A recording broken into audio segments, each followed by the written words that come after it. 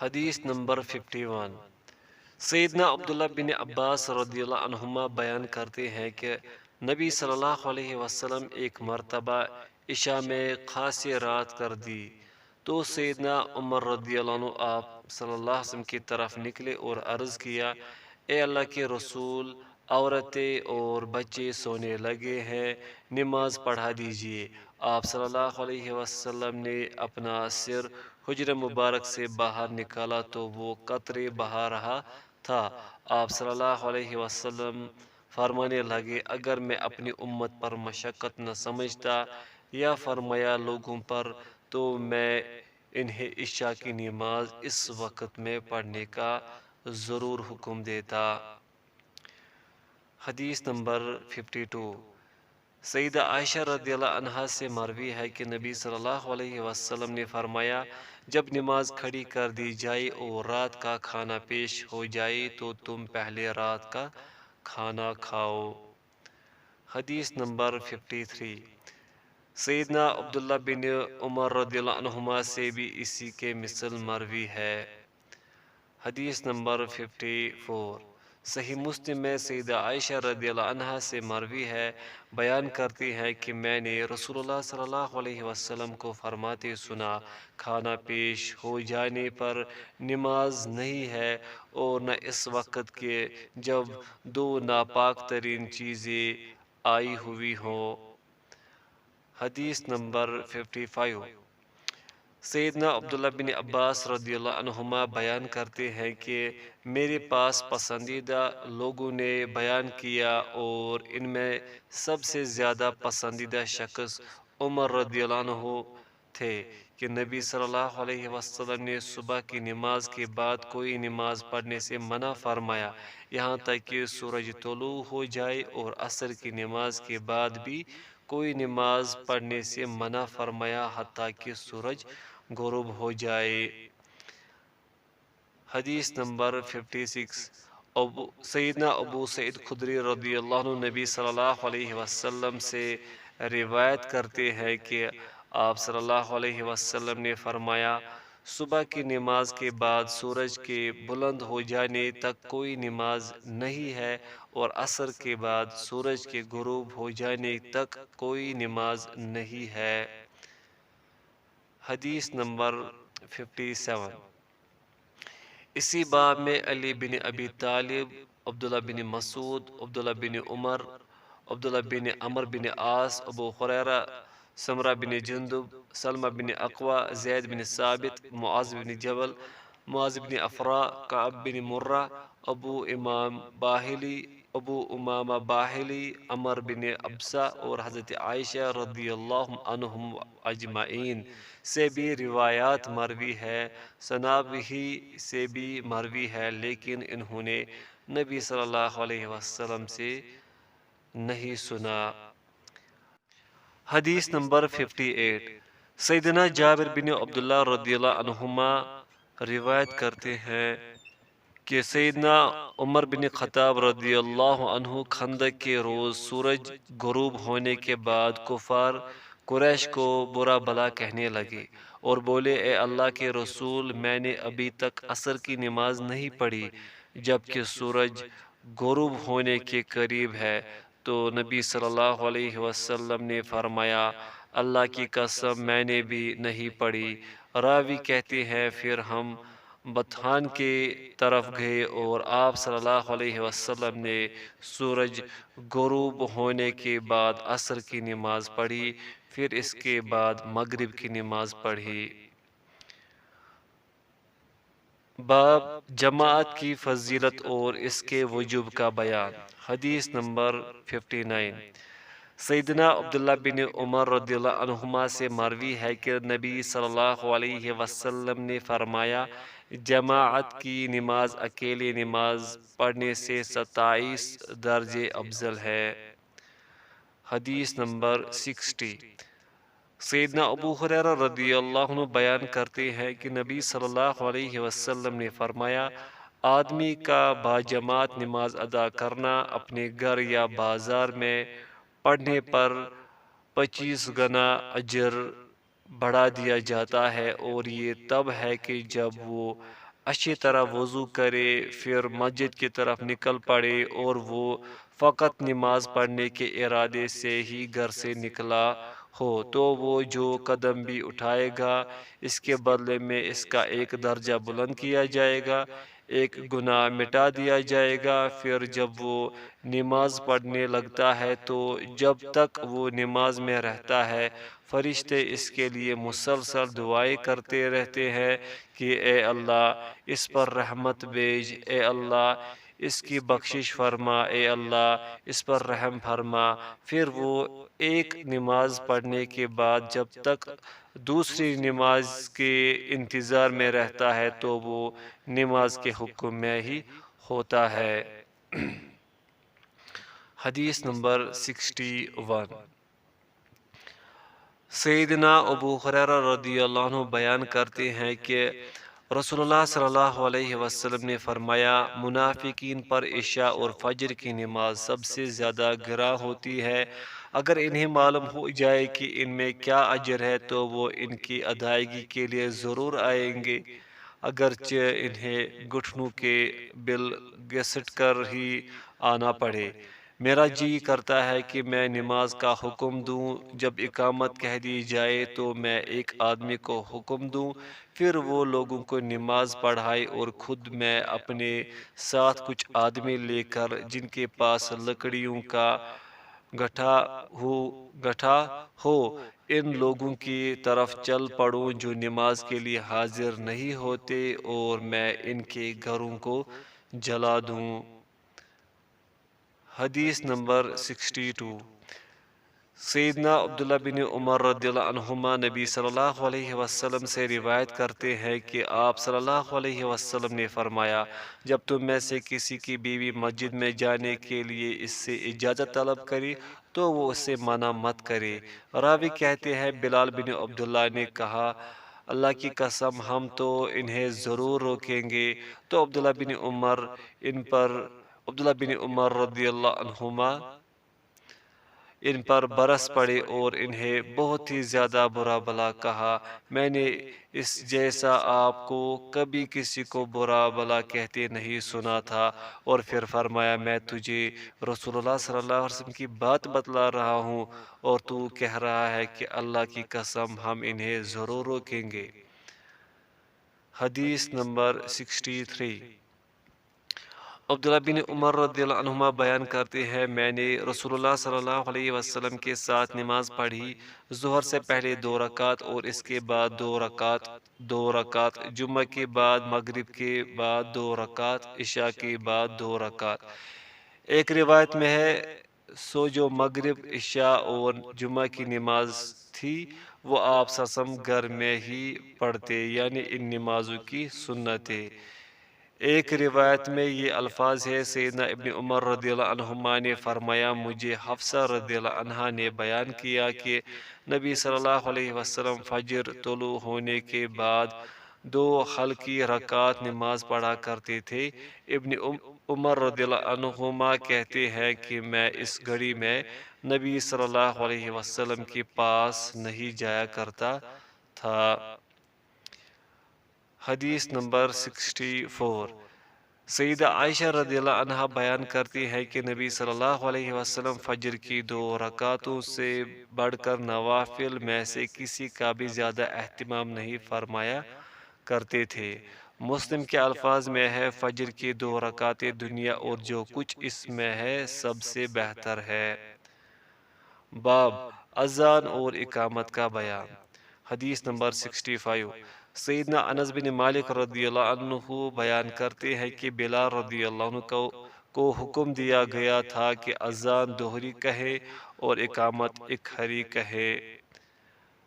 حدیث نمبر 66، سیدنا ابو جحیفہ وہب بن عبداللہ سوائی رضی اللہ عنہ بیان کرتے ہیں کہ میں نبی صلی اللہ علیہ وسلم کی خدمت میں حاضر ہوا اور آپ صلی اللہ علیہ وسلم سرخ رنگ کے خیمے میں تشریف فرما تھے جو چمڑے کا بنا ہوا تھا۔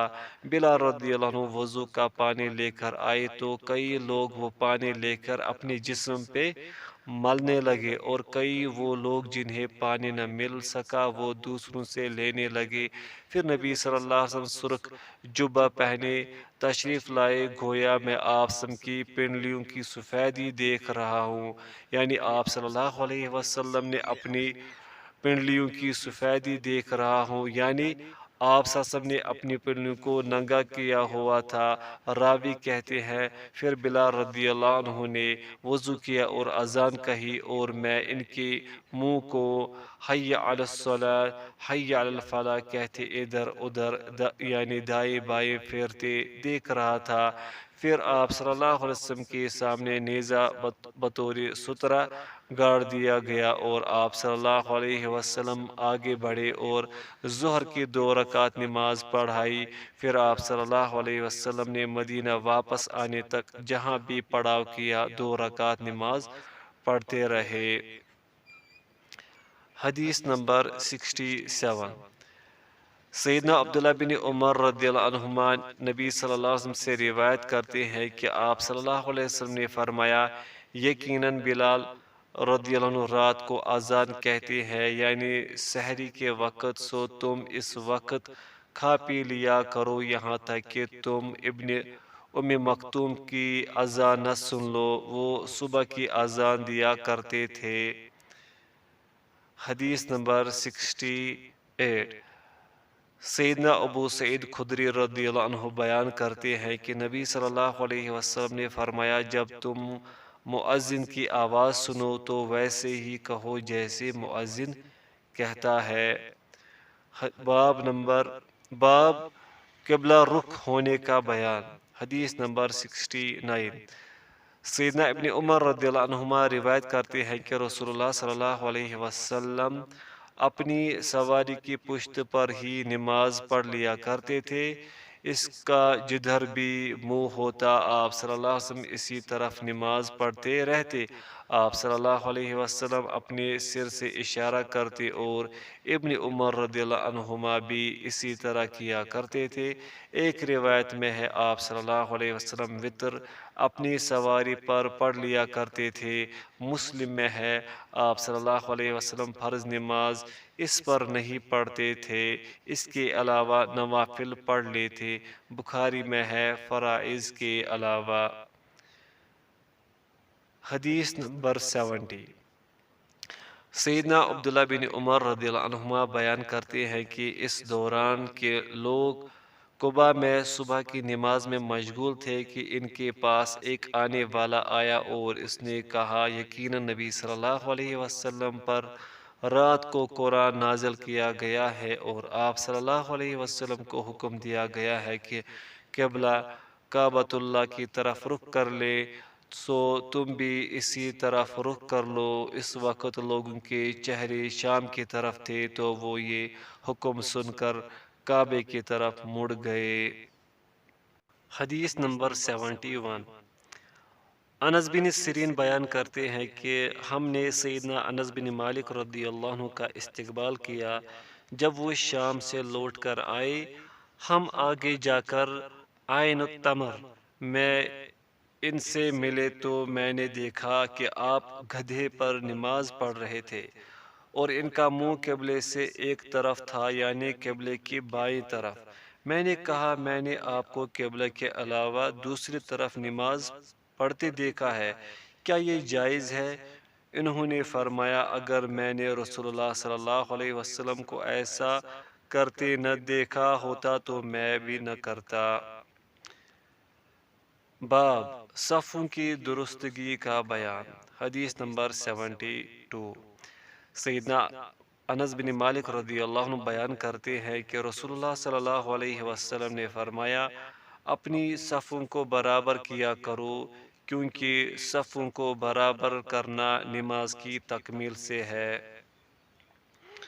حدیث نمبر 73، نعمان بن بشیر رضی اللہ عنہ بیان کرتے ہیں کہ میں نے رسول اللہ صلی اللہ علیہ وسلم کو فرماتے سنا، تم ضرور بضرور اپنی صفوں کو برابر کیا کرو، یا پھر ایسا ہوگا کہ اللہ تعالیٰ تمہارے چہروں کے درمیان، یعنی تمہاری آپس میں مخالفت ڈال دے گا۔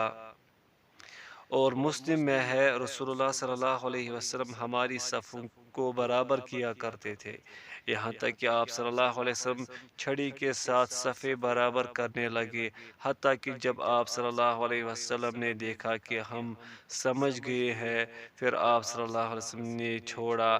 پھر ایک دن آپ صلی اللہ علیہ وسلم نماز پڑھانے کے لیے نکلے اور مصلی پر کھڑے ہوئے تو اللہ اکبر کہنے ہی والے تھے کہ آپ صلی اللہ علیہ وسلم نے ایک آدمی کو دیکھا کہ وہ سینہ باہر نکالے ہوئے کھڑا تھا، تو آپ صلی اللہ علیہ وسلم نے فرمایا، اللہ کے بندو اپنی صفیں ضرور برابر کر لیا کرو، ورنہ اللہ تعالیٰ تمہارے چہروں کے یعنی ایک دوسرے کے درمیان مخالفت ڈال دے گا۔ حدیث نمبر 74۔ سیدنا انس بن مالک رضی اللہ عنہ بیان کرتے ہیں کہ ان کی دادی ملکہ نے رسول اللہ صلی اللہ علیہ وسلم کو کھانے کی دعوت دی جو انہوں نے آپ صلی اللہ علیہ وسلم کے لیے تیار کیا تھا۔ آپ صلی اللہ علیہ وسلم نے کچھ کھایا اور پھر فرمایا، اٹھو میں تمہیں نماز پڑھاؤں۔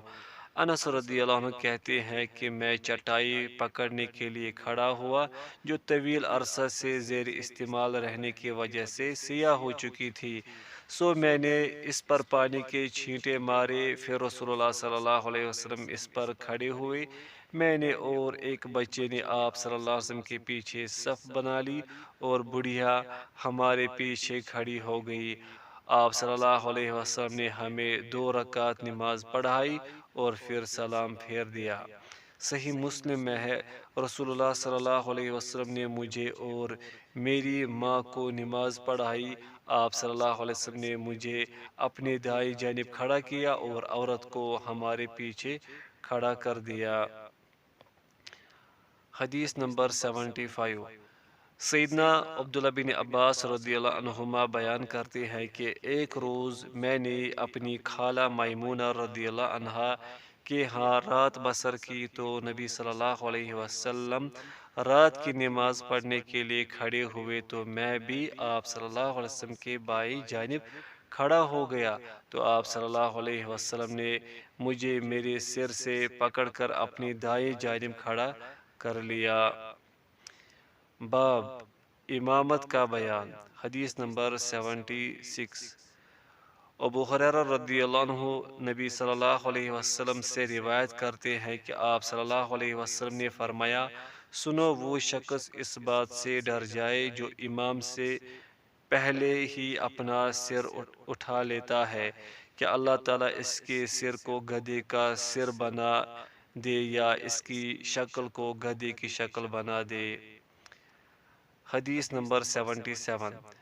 ابو ہریرہ رضی اللہ عنہ نبی صلی اللہ علیہ وسلم سے روایت کرتے ہیں کہ آپ صلی اللہ علیہ وسلم نے فرمایا، امام تو بنایا ہی صرف اس لیے گیا ہے کہ اس کی پیروی کی جائے، سو تم اس سے اختلاف نہ کرو، لہذا جب وہ تکبیر کہے تو تم بھی تکبیر کہو، جب وہ رکوع کرے تو تم بھی رکوع کرو، اور جب وہ سمیع اللہ لمن حمدہ کہے تو تم ربنا ولک الحمد کہو، جب وہ سجدہ کرے تو تم بھی سجدہ کرو، اور جب وہ بیٹھ کر نماز پڑھے تو تم سب بھی بیٹھ کر نماز پڑھو۔ حدیث نمبر 78۔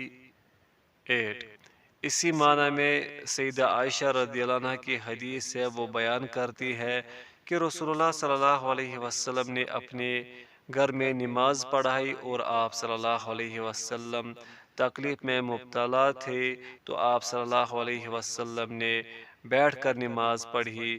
جب آپ کے پیچھے لوگ کھڑے ہوئے تھے تو آپ صلی اللہ علیہ وسلم نے انہیں اشارہ کیا کہ بیٹھ جاؤ۔ جب آپ صلی اللہ علیہ وسلم نماز سے فارغ ہوئے تو فرمایا، امام تو مقرر ہی اس لیے کیا جاتا ہے کہ اس کی پیروی کی جائے، سو جب وہ رکوع کرے تو تم بھی رکوع کرو، اور جب وہ رکوع سے اٹھ جائے تو تم بھی اٹھ جاؤ، جب وہ سمیع اللہ لمن حمدہ کہے تو تم ربنا ولک الحمد کہو، اور جب وہ بیٹھ کر نماز پڑھے تو تم سب بھی بیٹھ کر نماز پڑھو۔ حدیث نمبر 79۔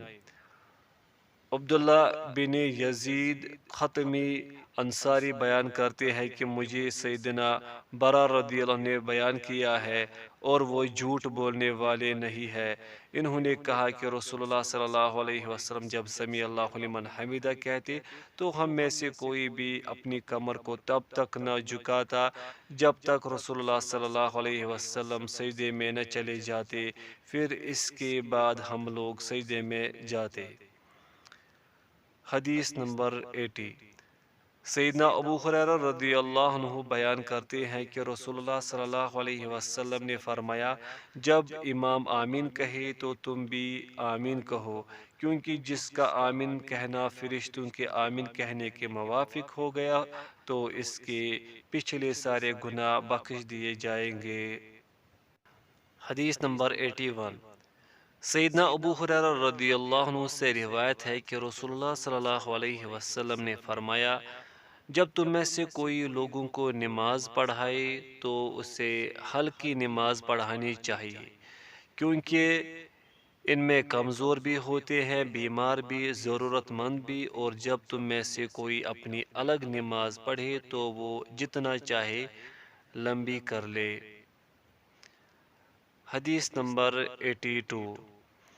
اور اسی معنی میں سیدنا ابو مسعود انصاری رضی اللہ عنہ کی حدیث ہے، وہ بیان کرتے ہیں کہ ایک آدمی رسول اللہ صلی اللہ علیہ وسلم کے پاس آیا اور کہنے لگا، میں فلاں شخص کی وجہ سے صبح کی نماز دیر سے ادا کرتا ہوں کیونکہ وہ ہمیں لمبی نماز پڑھاتا ہے۔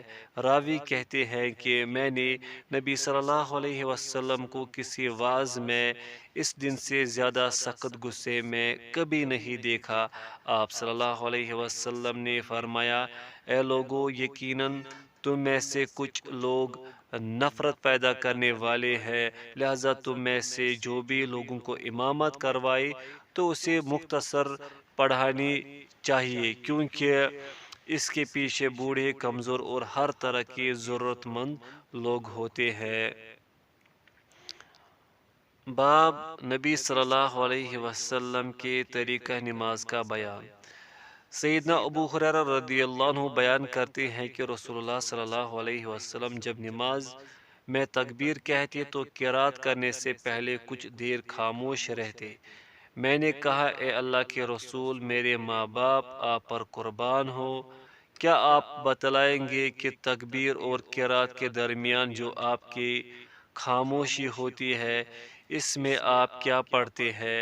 آپ صلی اللہ علیہ وسلم نے فرمایا، میں یہ دعا پڑھتا ہوں، اللہم باعد بینی و بین خطایای کما باعدت بین المشرق والمغرب، اللہم نقنی من خطایای کما ينقى الثوب الأبيض من الدنس، اللهم اغسلني من خطاياي بالماء والثلج والبرد۔ اے اللہ، میرے اور میری غلطیوں کے درمیان اس طرح دوری ڈال دے کہ جس طرح تو نے مشرق اور مغرب کے درمیان ڈالی ہے۔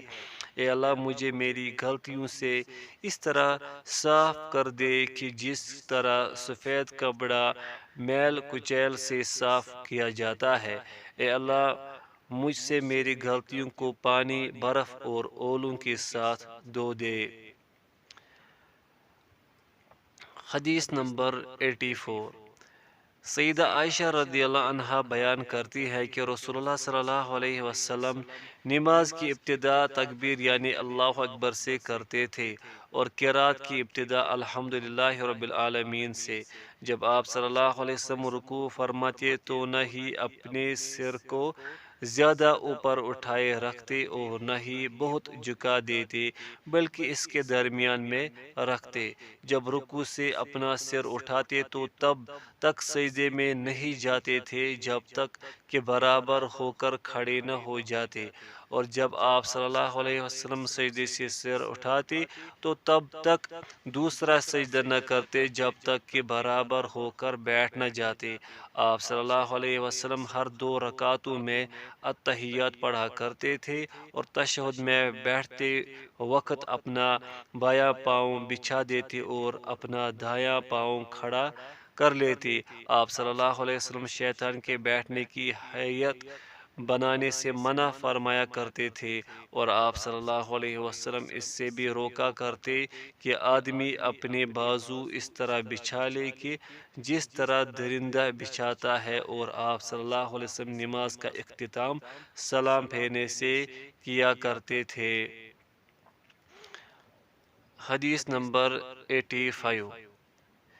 سیدنا عبداللہ بن عمر رضی اللہ عنہما روایت کرتے ہیں کہ نبی صلی اللہ علیہ وسلم جب نماز شروع فرماتے تو اپنے ہاتھوں کو اپنے کندھوں کے برابر اٹھایا کرتے تھے جب رکوع کے لیے تکبیر کہتے، اور جب رکوع سے اپنا سر اٹھاتے تو اسی طرح ان کو اٹھاتے، یعنی رفع یدین فرماتے، اور سمیع اللہ لمن حمدہ ربنا ولک الحمد کہتے، اور آپ صلی اللہ علیہ وسلم سجدوں میں ایسا نہیں کیا کرتے تھے۔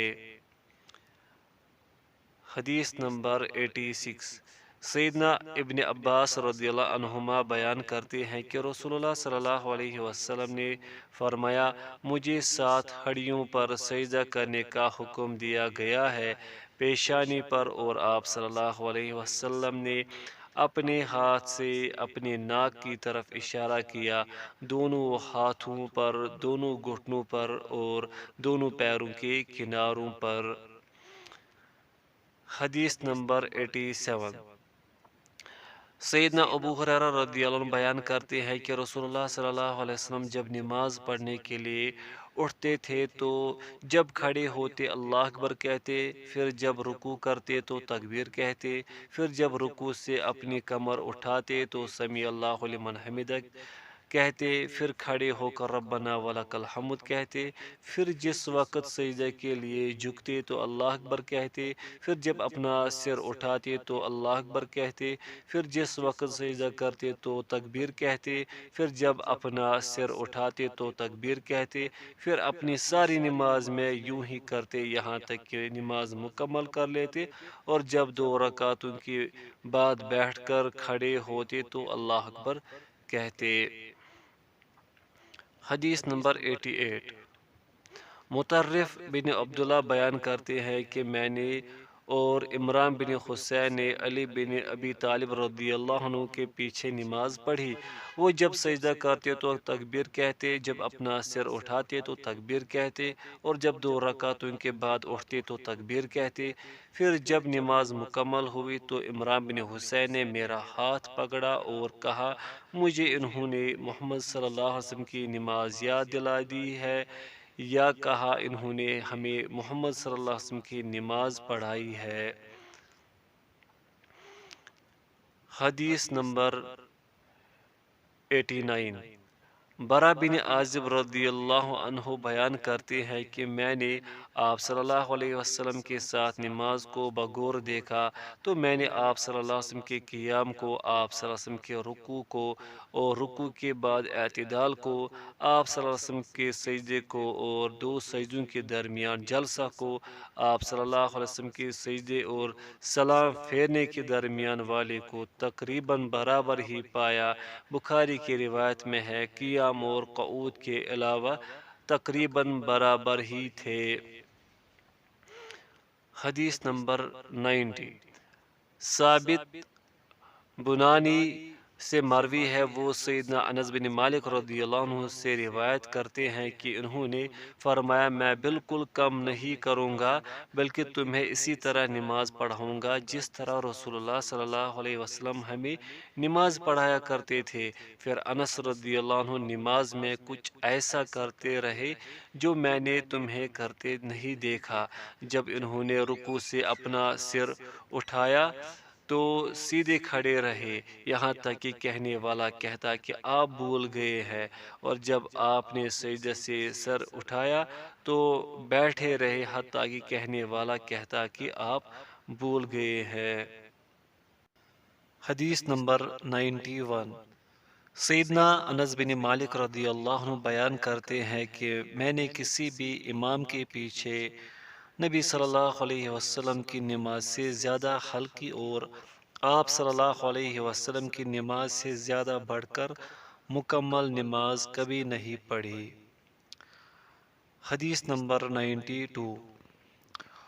ابو کلابہ عبداللہ بن زید جرمی بصری بیان کرتے ہیں کہ ہمارے ہاں ہماری اس مسجد میں سیدنا مالک بن حویرث رضی اللہ عنہ آئے اور انہوں نے فرمایا میرا نماز پڑھنے کا ارادہ تو نہیں ہے، لیکن میں تمہیں نماز پڑھاتا ہوں اور میں ویسے ہی نماز پڑھاؤں گا جیسے میں نے رسول اللہ صلی اللہ علیہ وسلم کو نماز پڑھتے دیکھا۔ میں نے ابو کلابہ سے کہا کہ آپ صلی اللہ علیہ وسلم کیسے نماز پڑھا کرتے تھے؟ تو انہوں نے جواب دیا کہ ہمارے اس بزرگ کی نماز کی طرح، اور آپ صلی اللہ علیہ وسلم جب سجدوں سے اپنا سر اٹھاتے تو اٹھنے سے پہلے بیٹھا کرتے تھے۔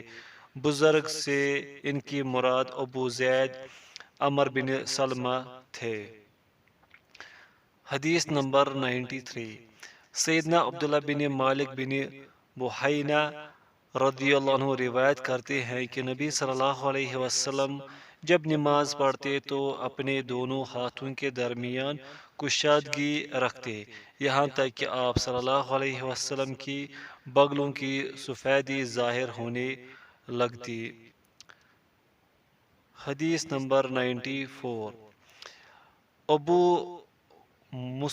مسلمہ سعید بن یزید بیان کرتے ہیں کہ میں نے سیدنا انس بن مالک رضی اللہ عنہ سے پوچھا کیا نبی صلی اللہ علیہ وسلم جوتے پہن کر نماز پڑھ لیا کرتے تھے؟ تو انہوں نے فرمایا ہاں۔ حدیث نمبر 95۔ سیدنا ابو قتادہ انصاری رضی اللہ عنہ روایت کرتے ہیں کہ نبی صلی اللہ علیہ وسلم نماز پڑھا کرتے تھے اور آپ اپنی صاحبزادی سیدہ زینب رضی اللہ عنہا کی بیٹی امامہ کو اٹھائے ہوئے ہوتے تھے۔ ابو العاص بن ربی بن عبد شمس کے یہ الفاظ ہے، جب آپ صلی اللہ علیہ وسلم سجدہ فرماتے تو اسے نیچے بٹھا دیتے اور جب کھڑے ہوتے تو اسے اٹھا لیتے۔ حدیث نمبر 96۔ سیدنا انس بن مالک رضی اللہ عنہ نبی صلی اللہ علیہ وسلم سے روایت کرتے ہیں کہ آپ صلی اللہ علیہ وسلم نے فرمایا سجدوں میں اعتدال رکھو اور تم میں سے کوئی بھی اپنے بازوؤں کو کتے کے بچھانے کی طرح نہ بچھائے۔ باب رکوع و سجود میں وجوب اطمینان کا بیان۔ حدیث نمبر 97۔ سیدنا ابو ہریرہ رضی اللہ عنہ بیان کرتے ہیں کہ نبی صلی اللہ علیہ وسلم مسجد میں تشریف فرما تھے، ایک آدمی داخل ہوا، اس نے نماز پڑھی، پھر وہ آیا اور نبی صلی اللہ علیہ وسلم کو سلام کہا تو آپ صلی اللہ علیہ وسلم نے فرمایا واپس جاؤ اور نماز پڑھو کیونکہ تم نے نماز نہیں پڑھی۔ وہ واپس لوٹا اور اسی طرح نماز پڑھی جس طرح پہلے پڑھی تھی، پھر وہ آیا اور نبی صلی اللہ علیہ وسلم کو سلام کیا، لیکن آپ صلی اللہ علیہ وسلم نے فرمایا واپس جاؤ اور نماز پڑھو کیونکہ تم نے نماز نہیں پڑھی۔ 3 مرتبہ ایسا ہی ہوا، پھر اس نے کہا اس ذات کی قسم جس نے آپ صلی اللہ علیہ وسلم کو حق دے کر مبعوث فرمایا ہے، میں اس سے زیادہ اچھی نہیں کر سکتا، لہذا آپ مجھے سکھلا دیجئے۔ آپ صلی اللہ علیہ وسلم نے فرمایا جب تو نماز کے لیے کھڑا ہو تو اللہ اکبر کہہ، پھر تجھے قرآن سے جو آسان لگتا ہے وہ پڑھ، پھر رکوع کر یہاں تک کہ تو اطمینان سے رکوع کر لے، پھر رکوع سے اٹھ حتیٰ کہ تو سیدھا ہو کر کھڑا ہو جائے، پھر سجدہ کر یہاں تک کہ تو اطمینان سے سجدہ کر لے، پھر سجدے سے اٹھ یہاں تک کہ تو اطمینان کے ساتھ بیٹھ جائے، اور یوں ہی اپنی ساری نماز میں کر۔ باب نماز میں قرأت کا بیان۔ عبادہ بن صامت رضی اللہ عنہ سے مروی ہے کہ رسول اللہ صلی اللہ علیہ وسلم نے فرمایا اس شخص کی نماز ہی نہیں جس نے سورہ فاتحہ نہ پڑھی۔ حدیث نمبر 99۔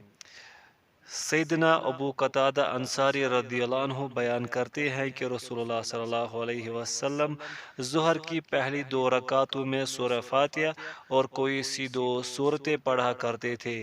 آپ صلی اللہ علیہ وسلم پہلی رکعت میں لمبی قرات کرتے اور دوسری میں چھوٹی کرتے، اور آپ صلی اللہ علیہ وسلم کبھی کبھی ہمیں کوئی آیات سنایا کرتے تھے۔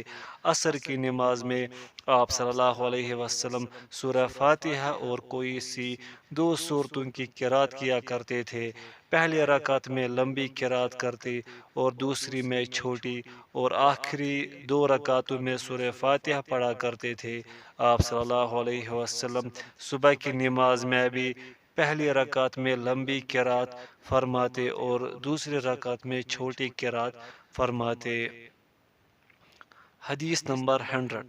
سیدنا جبیر بن مطعم رضی اللہ عنہ بیان کرتے ہیں کہ میں نے نبی صلی اللہ علیہ وسلم کو مغرب کی نماز میں سورہ طور کی قرات کرتے ہوئے سنا۔